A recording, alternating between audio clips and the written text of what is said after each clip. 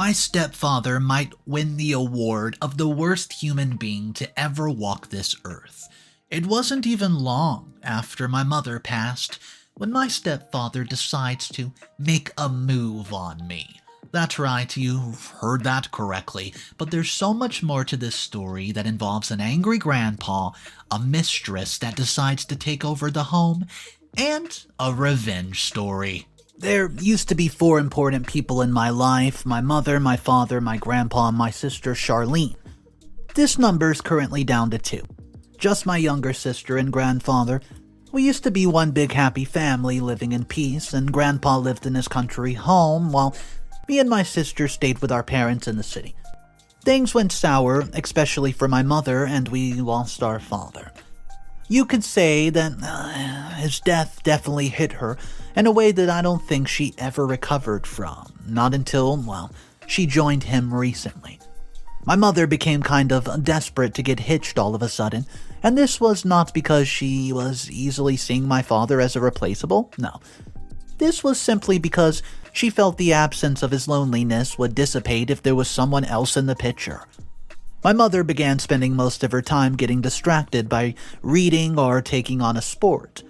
Grandpa did his best to check up on us now and then, while my sister Charlene just plunged further into her lifestyle of debauchery and fun. My mother soon crossed paths with Ted, the guy who would later become my stepfather. Not much was known about my stepdad except that he claimed he was an accountant who had recently lost his wife too and was trying to move past the hurt. The fact that he was in a similar case with my mother was a plus, so my mom immediately connected with him, and they started to see each other more often. It was my sister who suggested to me that our mother was seeing someone. Well, I doubted it because our mother had never brought any man home and she did not stay out longer than she did, but my sister pointed out certain things to me. She noted that our mother had begun getting her a spark again, and was more mindful about her dressing each time she went out. Charlene's theory proved to be right just a few months later. Our mother told us that she was officially seeing someone, and I was happy for her because she needed some form of peace in her life once again, but my sister was not. Charlene told me that our mother was probably making some terrible mistake. She caught my attention because she had been right about our mother seeing someone when I could not detect it, so I wanted to know why she felt my mother was wrong about this person. All Charlene said was that the circumstance between our would-be stepdad and mother was all too convenient. You see, Charlene said the fact that Ted claimed to have lost his wife and wanted to move on was enough proof. She noted that he was probably taking advantage of our mother's grief. I did not support Charlene's view because her facts were not strong enough, so I asked her not to judge a guy she had not met, but she insisted she knew the type. Our mother brought Ted home, and my younger sister was still convinced he was a fraud. Charlene picked up the phone and immediately called our grandfather. She told him that our mother was being deceived by a guy who was probably coming after her money. My grandpa, who was very protective of us, called my mother and asked who she was seeing. My mother explained to him, but my younger sister had already given him some reason to raise an eyebrow, so he asked my mom not to rush into any kind of relationship yet till she was certain about the person. This made my mother put her intended marriage on Ted on pause. While the plan for the marriage was halted, Ted took the time to bond with my sister and me, but Charlene was not interested. She did not even have the time as she was barely at home. Well, things got rocky between our mom and Charlene one day when our mother discovered that Charlene had pawned off an heirloom which was given to her by our father. The heirloom did not just hold sentimental value, it was equally expensive, and that was why it hurt. Charlene, in a bid to fund her lifestyle, had pawned it off for, price. My mother tried getting it back, but the pawn shop who knew its value wanted to sell it to our mother for almost 10 times the price. Our mom was cross with my sister, and she told our grandfather, who my sister knew, who would not handle the matter with kids' gloves. Charlene and I were both talking about it one day when Ted came to the house. He could just sense the tension in Charlene's atmosphere, and he tried asking what the issue was. Charlene walked out on him. I apologized to him for her behavior and went ahead to explain the matter at the ground. Ted listened carefully and then asked me to describe the heirloom, after which he left the house. So Ted comes back the next day and hands the heirloom directly to Charlene, who's about to walk out on him again. He wanted to become her savior, and though she noted she was grateful, especially by the fact that Ted had bought the heirloom for the very, very pricey amount that the pawn shop had placed on it, she insisted it was all part of the plan. Our mother learns of it, gets in touch with our grandpa, and she tells him that the man who our sister claimed was a thief who was taking advantage of her situation had bought back the heirloom which Charlene had pawned off. Grandpa was impressed by the fact that Ted spent a lot of money just to make our mother happy, and this was how he gave his blessing for the marriage between our mother and Ted. The marriage happened, and I tried bonding with my stepfather. This was so I could make our mother see that I was in support of her happiness. Charlene, on the other hand, just kept her distance and continued living her wild life. Shortly after the marriage between our mother and Ted, Charlene approached me and asked if I was sleeping with our stepfather. The question threw me off balance, and it were if someone else unrelated to me, such question would have earned the person 2 dirty slaps, at least.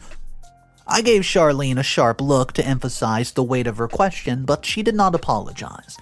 She went ahead to ask me the second time. So, I rebuked her for even thinking about it, and yes, I was becoming close to our stepfather, but that was not enough reason for my sister to imagine I was sleeping with him. How could I be sleeping with our mother's husband barely 2 months into the marriage? Charlene did not take my rebuke seriously. She went ahead and asked me if he's made any advances towards me, and I made her understand this time around that I was already irritated by her questions and demanded she puts them to an end. I was about to bring the conversation to a close when Charlene said she was not just asking out of mere curiosity. Okay, so now I'm curious. If Charlene's question was not born out of curiosity, then it meant she probably knew something to make her think something was going on between my stepdad and me. Charlene told me that our stepdad had looked at her a certain kind of way in the past, which was suggestive of the fact that he wanted to have something to do with her. I dismissed her words by telling her she was making things up in her silly head, simply because she had always been against Ted even before she met him in person. My younger sister remained adamant about her stance, so I asked her why. He had suddenly stopped making advances at her with his eyes, and she claimed it's because she did not reciprocate. I've had enough, so I told Charlene to drop the matter, as she could not build a case against Ted based on how she perceived he glanced at her. So, Charlene went ahead to ask me to consciously observe Ted whenever he was around me, and she noted I would see the signs for myself. I discarded what she said, but her words were already implanted in my mind, that I began looking out for these signs whenever Ted was around me. Well, true to what Charlene had said. I made some observations afterward, and I did not want it to seem like I was overreacting because of what my sister had said to me, so I kept it to myself till I was sure about it. The more I acted friendly around Ted, the more he became touchy in a very uncomfortable way. I finally approached Charlene to inform her that her accusations about Ted might be true. My statement conveyed I'd discovered something which I was not speaking of. So I explained to Charlene my experience about Ted getting touchy, but told her that we could not tell our mom just yet, as we needed to be sure if Ted's gestures were innocent or if he was calculatingly adulterous. I, however, noted that I would keep my distance from him. I tried my best to keep my distance from Ted, but it seemed like the more I moved away, the more his desire to draw close came. I decided to tell our mother what Charlene and I had discovered, but sought the perfect opportunity to do so. The perfect opportunity to tell my mom never came, as her health suddenly began to go down. She lost weight rapidly and had labored breathing, and my mom was taken to the hospital. Doctors discovered it. Lung cancer. She was admitted to the hospital, where she spent the rest of her days. Charlene and I could not tell her about it, as we did not want to get her upset. Our mother finally passed away, and we were all hit by it. Ted seemed grief-stricken, and we buried our mother after spending a few weeks with us. Grandpa went back to his country home, but promised to check up on us more often. Charlene did not take our mother's death very well. She plunged further into her wild lifestyle as an escape route from the pain. This meant that I was always at home. My stepfather approached me one day, and he was looking sober and sad. I invited him into my room and he sat on the bed.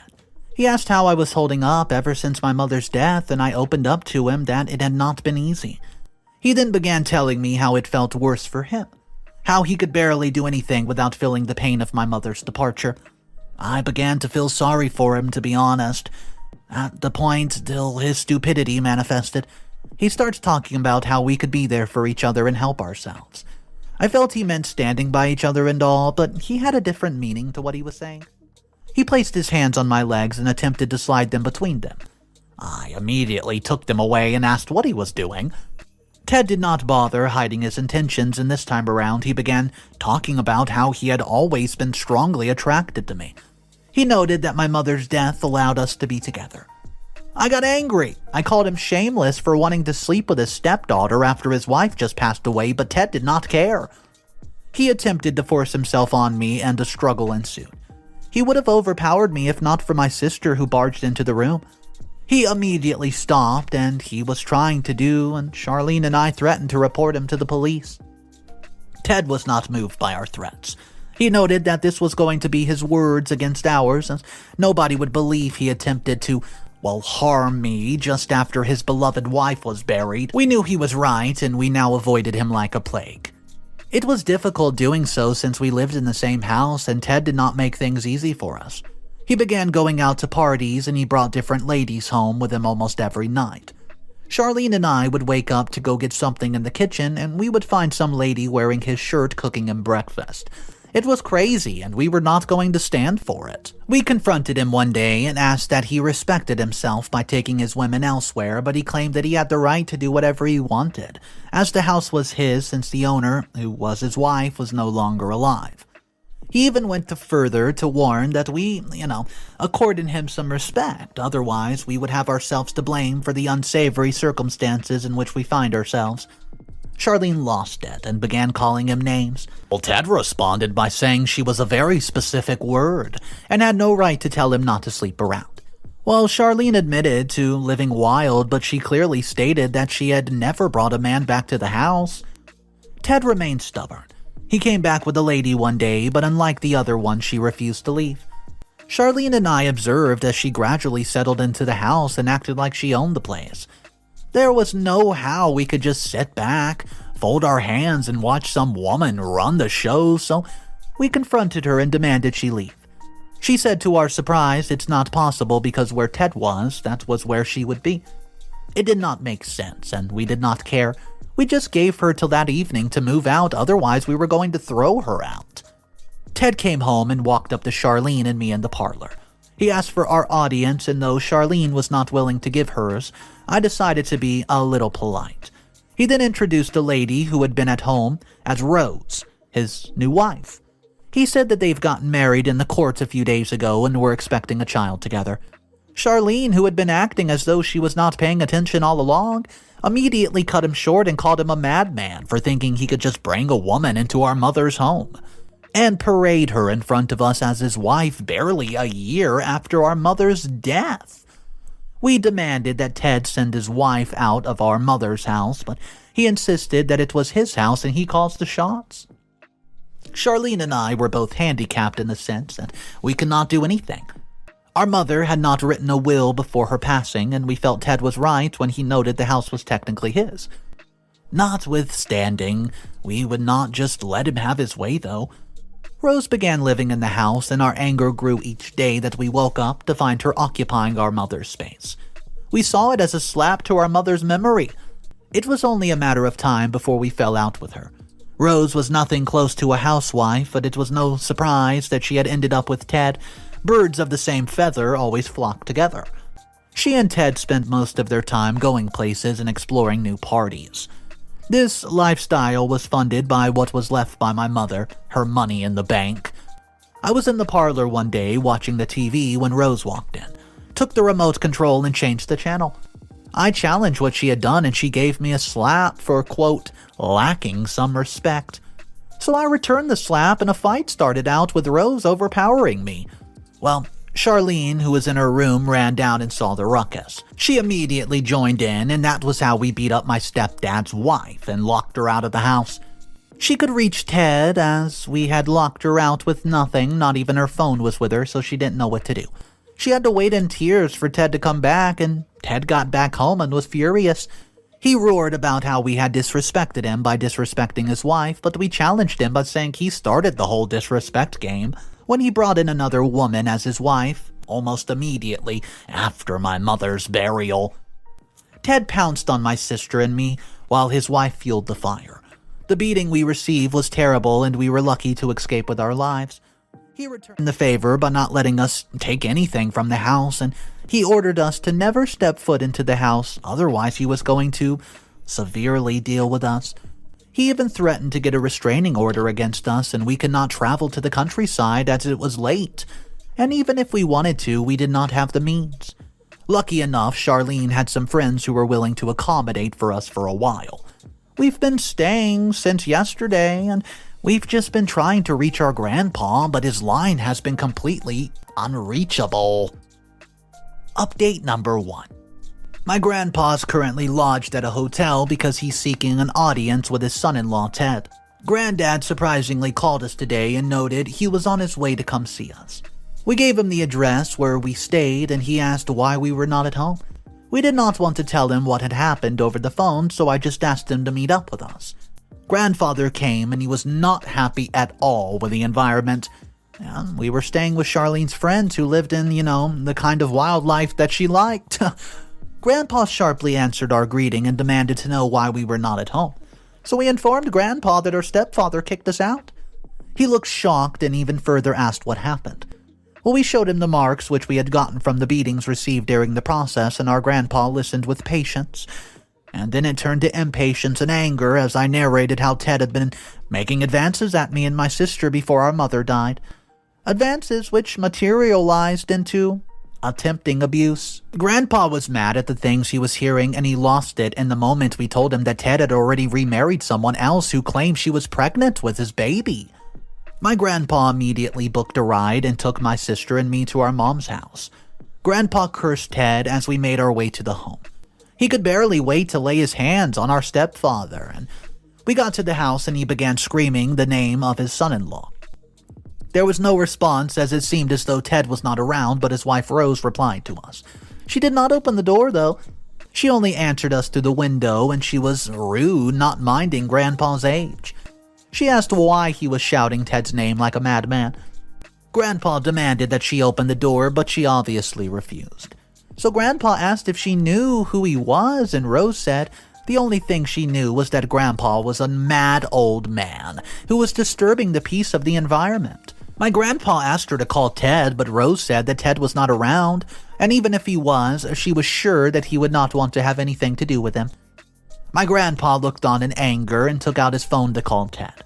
It took Ted a while before he picked up the call, and he had the guts to ask my father to come back by the weekend if he wanted to see him. Ted hung up the call before our grandpa could lash out at him.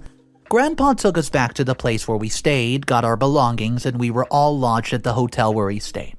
We're waiting till the weekend when Ted would be available, and I just can't wait for Grandpa to pour his full wrath on my stepfather. He's not spoken much ever since yesterday, and I know it's because he's planning on the best way to express his anger. Update number 2. We and our grandfather returned to our mother's house yesterday, where Ted and his wife were comfortably seated in the parlor waiting. We got there, and the only person who greeted us was Ted. He greeted our grandfather like he did not know there was a rift between us. The house smelled like a crap hole, as my stepdad's trophy wife was comfortable in filth. Our granddad did not reply to Ted's greeting.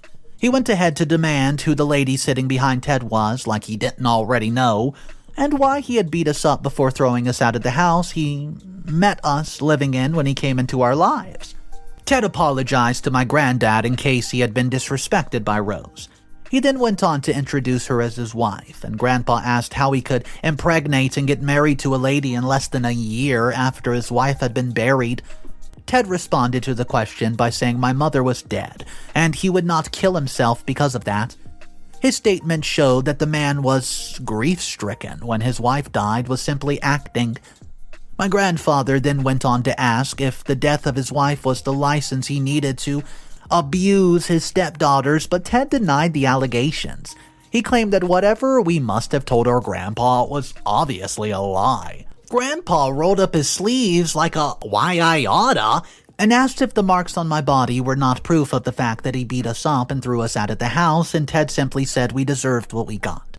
He went on to tell Grandpa that we disrespected his wife after he warned us severely and we needed to be taught a lesson. Grandpa paused for a bit before asking my sister and me to take our luggage into our room. He equally asked that Ted have his wife move out of the house at that moment.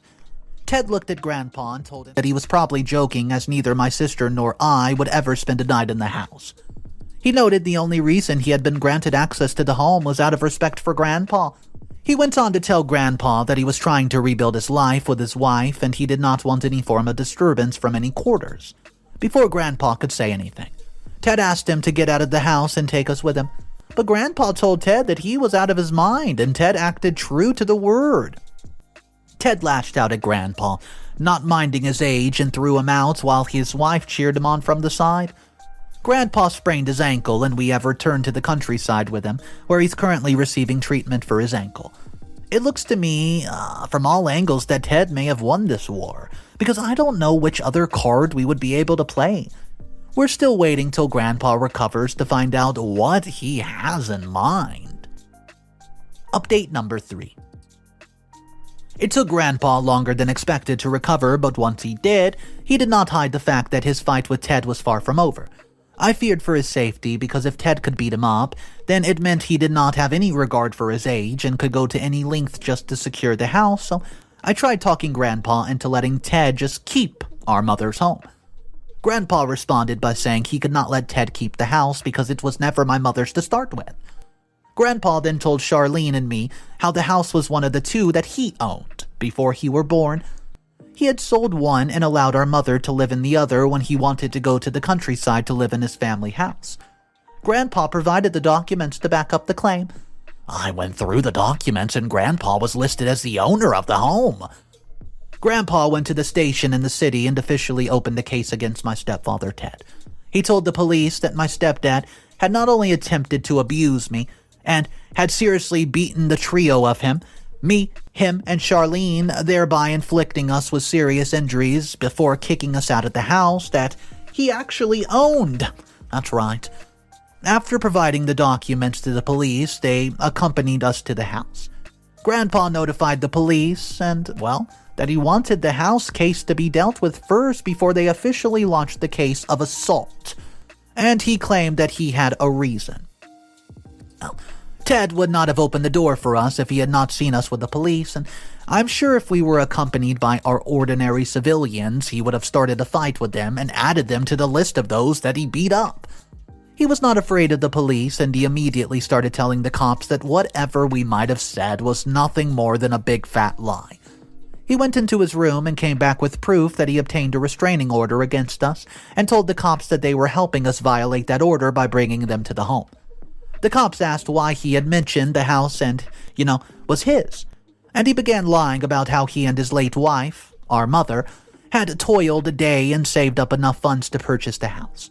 The cops then asked him to provide the documents that clearly stated the owner of the house could be him, but he could not. His excuse was that he and Mom had purchased the house in her name, and she had been the one to possess the documents before she died, but he could not tell where the document was. The cops then produced the ownership document that my grandfather had submitted, and it was clear to Ted that the house, that he thought belonged to my mother was never hers to start with. It was equally clear to the police that Ted was a blatant liar, and he was given 1-week ultimatum to quit the building, otherwise he would face forceful ejection. Final update. Ted has just been kicked out of the house, and guys, guess what? He's in prison. Today makes it exactly 7 days since he was given the quit notice before the police. My grandpa, Charlene, and I were at the countryside house when Ted paid us an unexpected, unwelcome visit 3 days ago.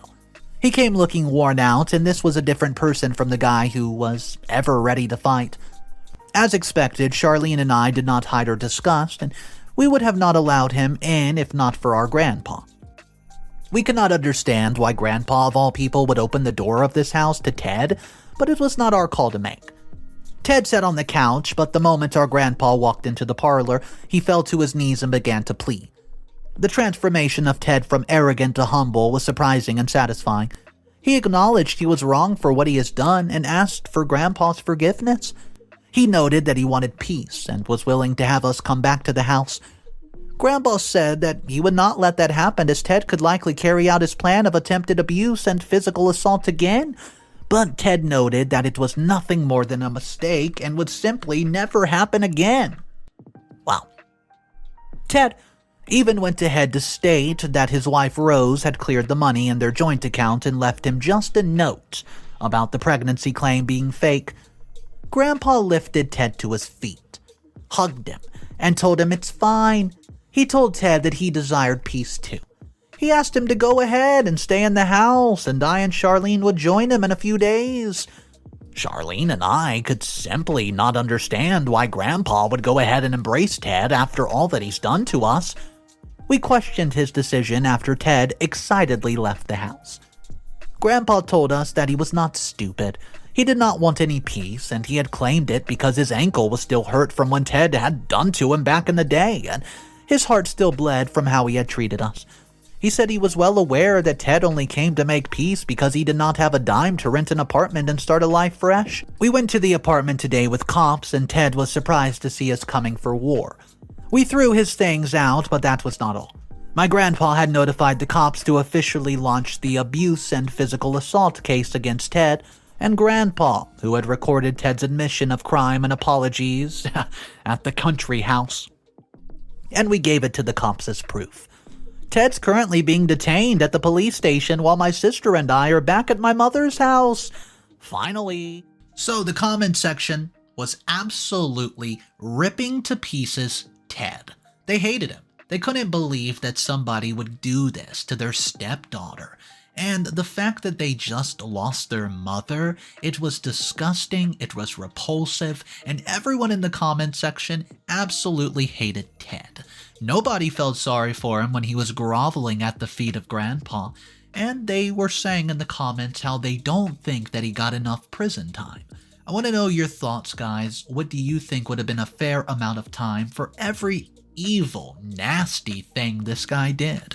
I want to know, so drop it down below. Let's talk about it. Let's discuss it. My name's Mr. Reddito, and I narrate stories like this every day. So if you do want to be a part of these daily stories, all you have to do is subscribe. I'll see you guys tomorrow, but just remember one thing. It's cool to be kind. I'll see you later.